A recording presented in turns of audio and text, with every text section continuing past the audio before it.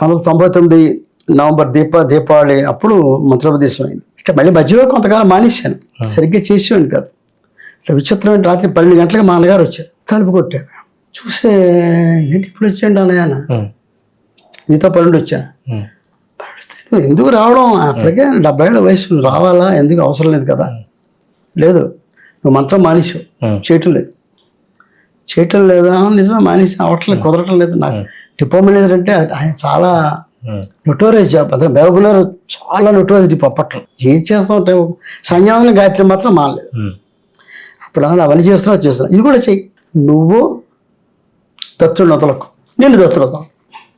ఇది నేను ఇది చెప్పడం కోసం వచ్చాను. ఇందుకు వదిలేదన్న, నేను ఒక్కడే వచ్చాను. పొద్దున్నే నాన్న కాసేపు ఉండు, రాత్రి వచ్చి ఏమి తినలేదు, నువ్వు పాలు ఇస్తే పాలు తాగాడు, నువ్వు భర్త బాగానే ఉంది, ఉండు, మార్నింగ్ స్నానం వచ్చేసి కదా అనుష్ఠానం చేసుకొని ఏదో టిఫిన్ చేసి నేను హైదరాబాద్ దగ్గర నాష్టాన్ని ఎక్కించేస్తానులే మనవాడు చెప్తారు అని చెప్తే లేదు నేడిపోతాను. 4 గంటలకి ఈయన సగం దూరం వెళ్ళి బస్ స్టాండ్ ముందుకు పడా, నీడిపాడు.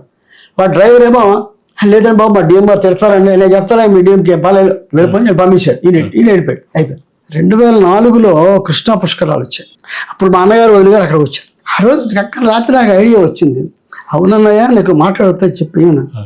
అర్ధరాత్రి 12 గంటలకి శ్రీకాకుళం మహబూబ్నగర్ ఎందుకు వచ్చే అవసరమా అన్న.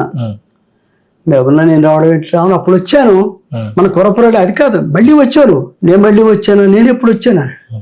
నువ్వు వచ్చావు మావిడ ఏమండి, అవును మీకు పాలు ఇచ్చారు తెలియదు, తాగలేరు, రాత్రి పడుకున్నారు, ఉదయం వెళ్ళిపోయి 4 గంటలకే. నేను వచ్చానా, నేను వెళ్ళానా, ఏ రోజు ఫలానా రోజు, నేను శ్రీకాకుళం ఎక్కడికి వెళ్ళాను అంటే అప్పుడన్నా ఇంతకీ ఏం చెప్పావు, నువ్వేనా మంత్రం చేయడం మానేసావా, మానేసాను. ఏం చెప్పాను, నువ్వు మంత్రం మానేసావు, చెప్పం మానొద్దు, నువ్వు దత్తుని పట్టుకో, దత్తుని వదలలేదు చెప్పాడా. మానేసావా, మానకు ఎప్పుడు కూడా ఎవరు రావాలో వాడు వచ్చాడు, ఏం చెప్పాలో చెప్పాడు, చేస్తున్నావా, చేస్తున్నావు, అదృష్టవంతుడి పో.